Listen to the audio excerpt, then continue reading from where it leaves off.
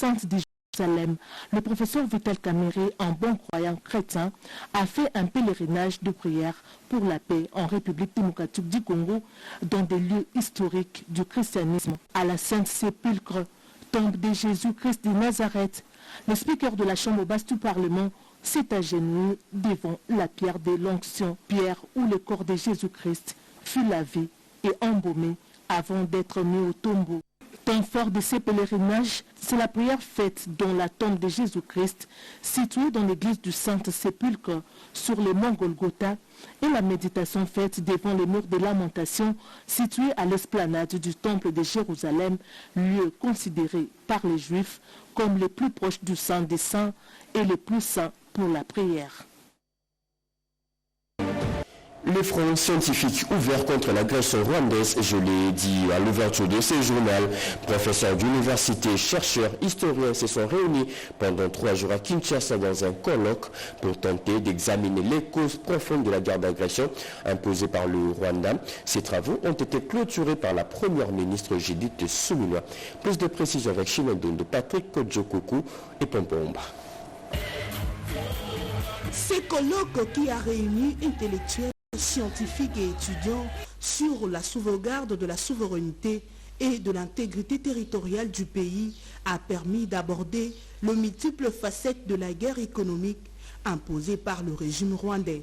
Présente avec quelques membres de son gouvernement dans cette rencontre placée sous le thème « Guerre à l'Est, riposte de scientifiques congolais ». La chef de l'exécutif central, Judith Suminwa Tuluka, a salué la mobilisation des intellectuels, soulignant que la souveraineté et l'intégrité territoriale concernent chaque Congolais. Les discussions que vous avez eues au cours de ces 3 jours nous rappellent que la souveraineté et l'intégrité territoriale ne sont pas seulement des mots, mais des valeurs fondamentales qui doivent être incarnées et défendues par chacun d'entre nous. Durant cette grande messe scientifique, vous avez abordé des sujets cruciaux, partant de l'analyse des défis actuels auxquels notre nation est confrontée, à l'exploration des stratégies à mettre en œuvre pour garantir un avenir paisible et prospère pour tous nos concitoyens. Les recommandations qui viennent d'émerger de ce colloque seront essentielles pour orienter les actions à venir. Je m'engage à veiller à ce qu'elles soient prises en compte dans les décisions politiques et stratégiques de mon gouvernement. Organisé par le ministère de l'Enseignement supérieur et universitaire, cet événement de 3 jours a permis également aux participants de formuler plusieurs propositions, parmi lesquelles la ratification par la RDC du mémorandum sur les crimes de guerre et l'intégration de l'intelligence artificielle dans les stratégies nationales pour prévenir le conflit et les violences basées sur le genre. Autre titre annonçant l'ouverture de ce journal, les militaires et policiers désormais affiliés à la Caisse nationale de sécurité sociale des agents publics de l'État, pas seulement, mais aussi tous leurs dépendants.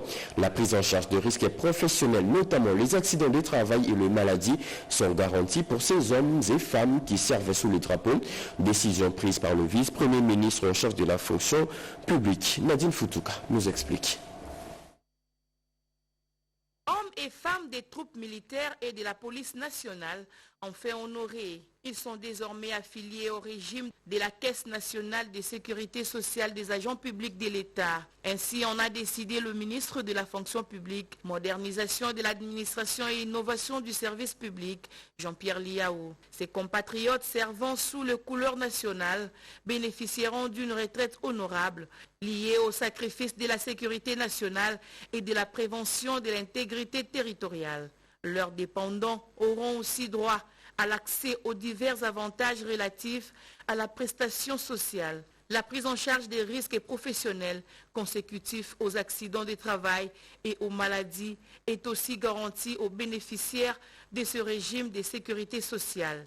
sans oublier des actions sociales et sanitaires pour améliorer tant soit peu leurs conditions de vie. Les équipes opérationnelles de la SENSAP sont prêtes pour gagner le pari de ce pacte social sous la coordination des directeurs généraux Junior Matamelanga, à la grande satisfaction des hommes et femmes servants sous les drapeaux.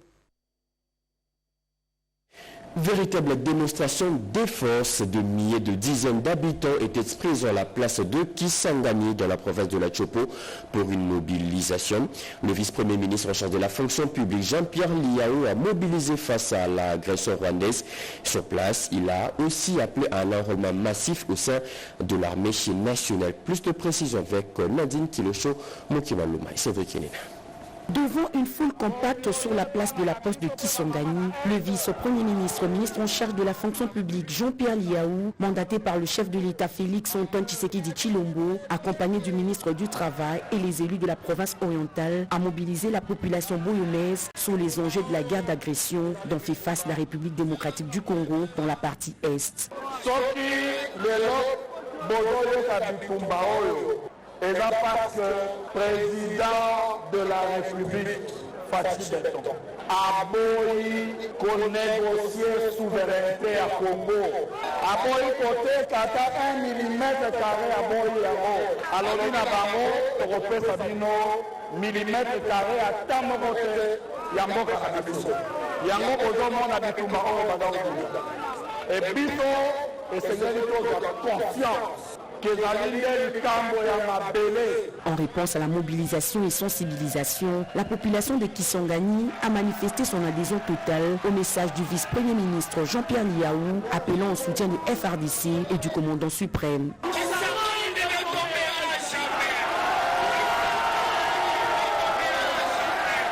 Motivés et déterminés comme des vrais patriotes, les jeunes boyomais ont manifesté la volonté ferme d'intégrer les rangs des forces armées congolaises pour la défense de la mère patrie.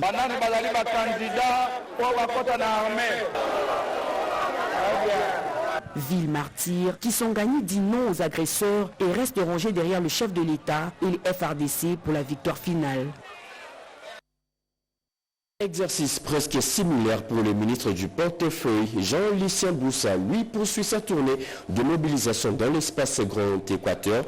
À l'étape de Mbandaka, il a lancé un appel à l'unité nationale et un enrôlement au rang de FRDC.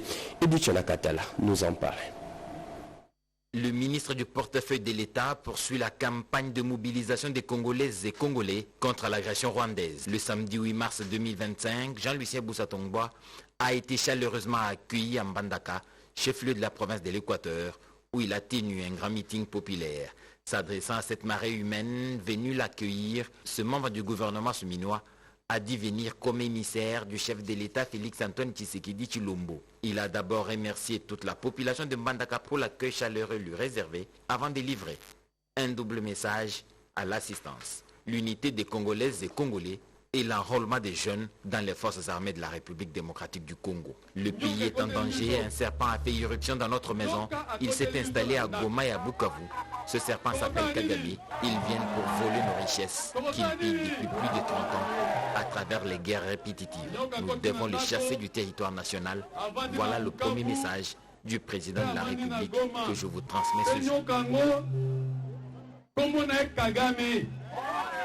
Dans son adresse ponctuée d'applaudissements nourris de l'assistance, le ministre Jean-Lucien Boussa Tongboa a demandé aux jeunes de l'Équateur de se faire massivement enrôler dans l'armée nationale pour participer à la traque des agresseurs rwandais.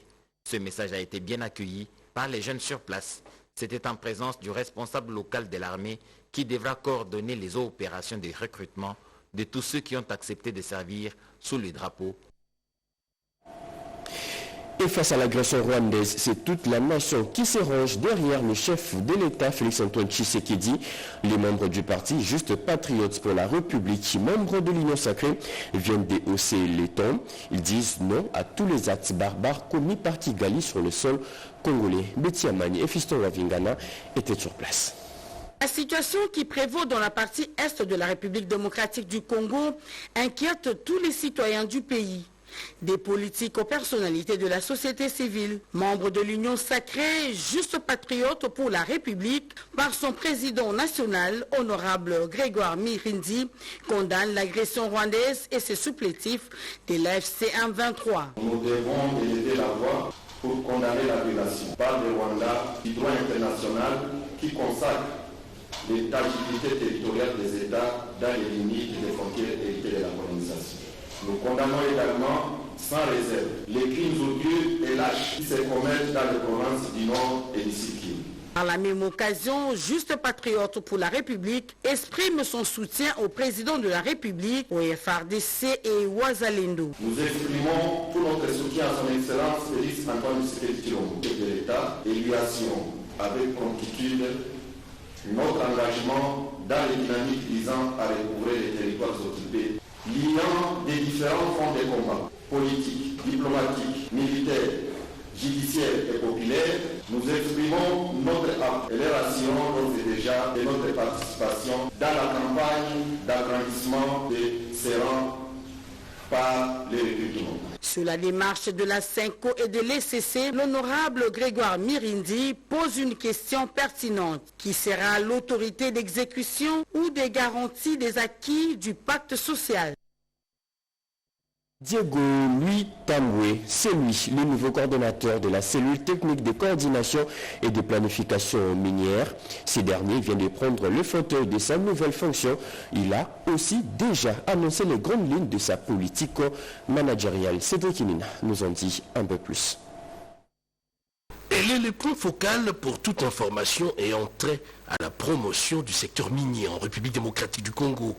Une nouvelle page s'ouvre donc à la cellule technique de coordination et de planification minière, CTCPM. Le professeur Dieudonné Louis Tamboué Kasonga Mwimba, nouveau coordonnateur de la CTCPM, a officiellement pris les bâtons de commandement en remplacement du professeur Raphaël Matamba Jibikila. Patricia Oundele, coordonnatrice adjointe, chargée des questions administratives et financières, remplace Justin Kielangoy et Peter Kanyama Bilolo, nommé coordonnateur adjoint chargé des questions techniques, remplace à ses postes le professeur Dieudonné Louis Tamboué Kasonga Mwimba. Cette cérémonie empreinte de respect mutuel a eu lieu en présence du secrétaire général aux mines, Jacques Ramazani Lutuba, les experts chefs des départements ainsi que d'autres catégories du personnel de la CTCPM. Les peuples autochtones pygmées appelés eux aussi à rejoindre le rang des FARDC des patriotes ou Wazalendo. L'appel est de la coordonnatrice de la cellule technique d'appui aux affaires coutumières. C'était au cours de la célébration de la journée internationale des droits des femmes. Joséphine Lyon pour le reportage. Les autochtones pygmées sont-ils menacés de quitter leur espace vital? Une question loin d'être virtuelle s'observe avec inquiétude dans la partie du pays occupée par l'armée rwandaise. Une politique d'épuration ethnique s'installe petit à petit dans les Grands Kivu où le Rwanda exerce son plan expansionniste. En marge de la journée du 8 mars dédiée aux droits de la femme, la coordonnatrice nationale de la cellule technique d'appui aux affaires coutumières, Nicole Moussadi, a lancé un message de réconfort et d'espoir aux femmes autochtones pygmées victimes des exactions dans l'est du pays. Il faut qu'ils gardent l'espoir, il faut qu'il y ait la résilience, parce que c'est une situation qui est arrivée, qui n'était pas prévue, la force majeure comme on l'appelle. Donc on leur demande d'être forte, la population est avec eux, nous les soutenons et le gouvernement fait tout pour que les choses puissent revenir à l'ordre. Pour essayer de prendre soin de ceux qui sont à l'hôpital, ceux qui ont fui. Donc il y a les mécanismes, les dispositions qui sont en train d'être prises par le gouvernement. Nous demandons à toutes les femmes autochtones de s'enrôler massivement. Nous savons que le peuple autochtone a une force et on a besoin de cette force-là dans l'armée. Pour préserver leurs terres, le peuple autochtone pygmée s'organise parfois en groupe d'autodéfense, se rallie au Wazalendo. Ici, la perche leur est tendue pour rejoindre les rangs des FARDC. Et notre appel à intégrer les forces armées, c'est celui de la présidente de la structure féminine Kabissa. C'était toujours le 8 mars lors de la célébration de la Journée internationale des droits des femmes, mais comme nous dit Anastasie Toumou. 8 mars 2025, pas comme d'autres célébrations de routine. Cette fois-ci, la femme de la structure Kabisa n'est pas restée inactive face à la situation sécuritaire que traverse la RDC. Cette femme dénonce avec fermeté des atrocités perpétrées dans l'Est à l'égard de la femme par les terroristes du M23 appuyés par le Rwanda, privant ainsi à la femme de jouir de ses droits. La présidente de cette structure, qui porte son nom, Priscille Kabisa, a exhorté dans son discours de compassion envers nos compatriotes. La femme congolaise n'a pas fêté.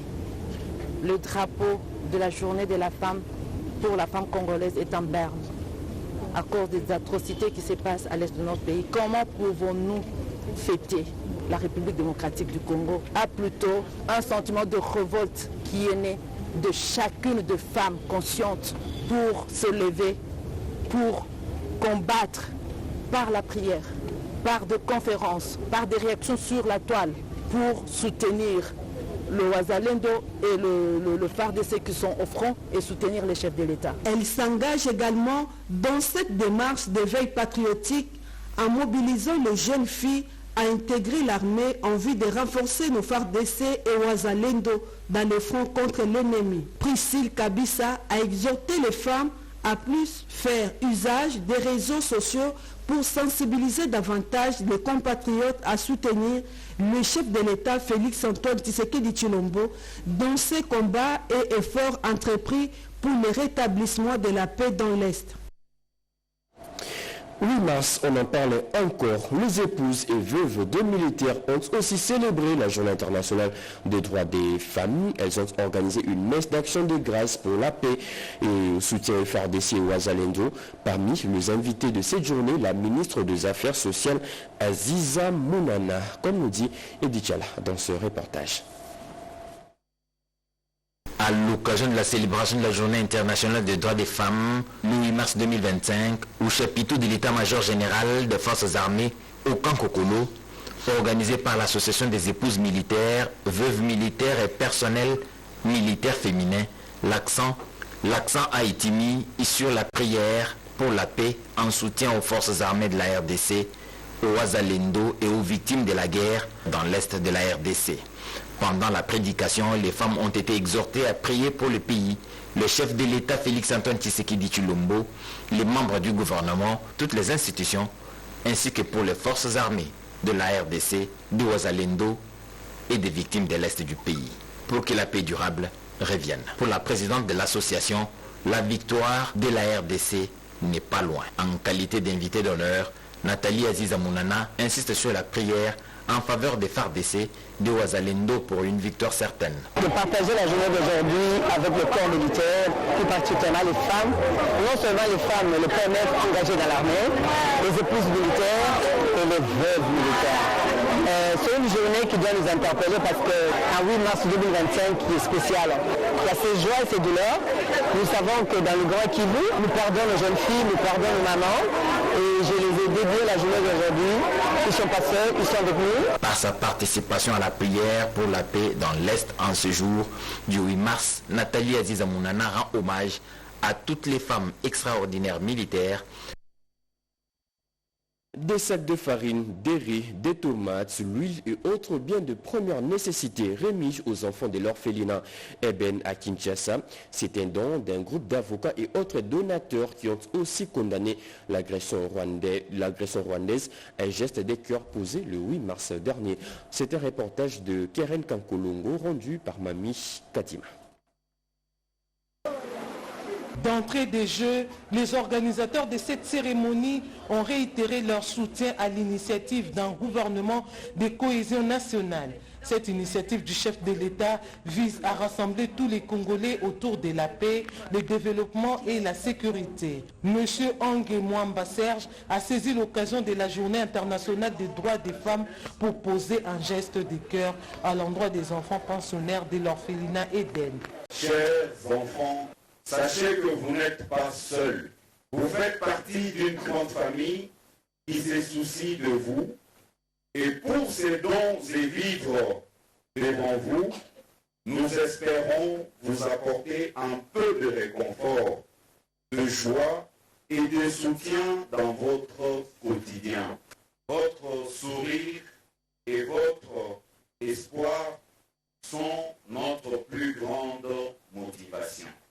L'organisateur principal a condamné les exactions dont sont coupables les agresseurs rwandais et leurs complices. L'agression rwandaise à l'est de la République démocratique du Congo est une réalité tragique qui touche des milliers de vies innocentes. Je condamne fermement ces actes d'agression et d'injustice qui menacent notre souveraineté et notre paix. Nous devons rester unis dans notre lutte pour la sécurité et la dignité de notre peuple. Les bénéficiaires de l'orphelinat ont eu de mots de gratitude à l'endroit des donateurs. Restons momentanément dans cette rubrique du 8 mars. La journée a été célébrée avec FAST au Fonds de promotion culturelle. Réunies pour la circonstance, les femmes de cette entreprise publique ont réfléchi sur leur apport dans la lutte contre l'agression rwandaise, étant gardienne de la cohésion nationale.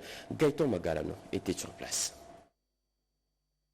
De droits de femmes dans les entreprises du portefeuille de l'État, leur rapport dans le développement ici au centre de cogitation lors de cette journée du 8 mars 2025. La femme, pilier de la résistance sociale en prenant soin de plus vulnérables en cette période d'agression rwandaise sur le sol congolais, de mots de la directrice générale du FPC Barbara Mutund Kanam, prononcé par le directeur de ressources humaines. Comme vous le savez, le pays est confronté dans sa partie est, n'est-ce pas, dans une situation sécuritaire caractérisée par l'invasion, n'est-ce pas, d'un des pays voisins avec les supplétifs du M23. Et il était aussi question de pouvoir observer une minute, n'est-ce pas, de silence en mémoire de ces populations, des milliers de pays, particulièrement de la phase congolaise qui fait face, n'est-ce pas, à des violences de la part de ces groupes armés et surtout aussi des envahisseurs étrangers. Journée de droits de la femme et non du port de pagne, argumentée par 6 femmes. C'est une journée qui nous appelle, qui éveille notre conscience par rapport à nos droits. Sur papier, on a déjà eu quelques droits, mais il faudra maintenant mettre ça en pratique. Cette femme cite même 2 femmes qui impactent l'histoire du pays de Lumumba. Nous allons prendre l'exemple le plus frappant de notre pays. On a notre première ministre, Mme Judith Suminwa, et notre DG, Mme Barbara Kanam. Nous devons tous investir sur l'éducation de la femme, faire à ce que la femme puisse être ambitieuse. Femme gardienne de la cohésion nationale, le rôle de la femme dans la société qui se veut ambitieuse, de recommandations formulées lors de cette célébration organisée à l'honneur de femmes du Fonds de promotion culturelle. Le vice-ministre de la Défense plaide pour plus de sanctions de l'Union européenne face à Kigali, principal agresseur de l'Est de la RDC. Sami Adoubango a fait ses plaidoyers auprès des parlementaires européens au cours d'une audience leur accordée. Les deux parties ont largement discuté sur la situation sécuritaire dans l'Est du pays. Regardez. Chaude poignée de main à l'entrée de son bureau entre le vice-ministre de la Défense et ses parlementaires européens. Sami Adoubango et ses hôtes ont pendant plusieurs minutes passé en revue la situation sécuritaire dans l'Est de la RDC. Moment propice pour le vice-ministre de la Défense d'exprimer sa gratitude à ses députés européens pour leur soutien en faveur de la RDC au sein du Parlement européen et les a exhortés à intensifier leur appui en cette période critique où le Congo a besoin d'un appui sincère de ses partenaires multilatéraux. Ces délégations européennes, conduites par Thierry Mariani, a aussi salué les efforts du vice-ministre de la Défense en faveur de la paix et a souligné le courage et l'engagement des forces armées dans les opérations sécuritaires en cours. C'était d'abord l'occasion avec lui pour échanger sur son expérience concrète de citoyen qui a connu ces drames. Et après, c'est l'occasion aussi de discuter un peu de la situation militaire. On espère tous, bien sûr, que la médiation qui est enclenchée par certains pays africains, et notamment l'Angola, aboutira. Mais dans ce conflit, on n'oublie pas qu'il y a une dimension diplomatique, il y a une dimension aussi internationale. Sami Adoubango a aussi condamné avec la plus grande fermeté l'enlèvement de militaires de FARDC blessés dans des hôpitaux, un acte ignoble qui constitue une violation flagrante du droit international humanitaire. Et pour finir, le comité exécutif national de l'ECC vient de tenir à Kinshasa sa 63e session ordinaire. Ces assises ont été clôturées au cours d'un culte organisé au centenaire de la RDC, des travaux qui avaient pour thème « Aimer Dieu, son prochain et la patrie ». Redépanda pour plus de précision. Un culte spécial pour une journée spéciale avec le double événement consacré à la 63e session ordinaire du comité exécutif national de l'ECC tenu à Kinshasa du 5 au 8 mars 2025 qui a coïncidé avec le 55e anniversaire de l'existence de l'église protestante en RDC en tant qu'église du Christ au Congo ECC célébrée chaque le 8 mars. Avec les thèmes « Aimer Dieu, son prochain et la patrie » tiré de l'évangile de Matthieu 22, verset 47, l'enseignant du jour a exhorté et interpellé les fidèles croyants congolais à pratiquer un amour sincère, pur, débarrassé de l'hypocrisie. La déclaration finale était centrée sur la situation de la guerre d'agression injuste imposée à la RDC. Considérant l'impact de la mission pastorale et de la mission prophétique de l'Église du Christ au Congo en ce temps crucial que traverse notre pays. Déterminé à rechercher la cohésion nationale entre les fils et les filles du pays face à la menace existentielle qui pèse sur notre nation. Déclarons nos remerciements au chef de l'État, Félix Antoine Tshisekedi et son gouvernement pour sa diplomatie agissante qui a débouché sur l'adhésion internationale à la cause de la RDC en tant que pays agressé. Notre condamnation de la présence des forces étrangères et des groupes armés non invités, y compris les forces rwandaises, sur le territoire national de la RDC. En toute humilité, l'assistance a adressé des prières à Dieu des armées pour les retours de la paix durable en RDC. C'est fini pour ce journal dès 7h, mesdames et messieurs. Ce journal a été coordonné par Erudis Kitutu, réalisé par Mamita Bangoulou, Jonathan Moubalama. La partie technique a été assurée par Héritier Katendi, Émile Zola, Anno Mouti, Alain Soudi. Merci de nous avoir suivis. Prochain rendez-vous de l'actualité, c'est à 13h30 avec Louisette Ntsakala. Entre-temps, nous vous laissons entre les mains de Yves Sikila et Bénédicto Mabunda pour les comptes de l'émission Le Panier. Moi, je vous retrouve demain à la même heure. Au revoir.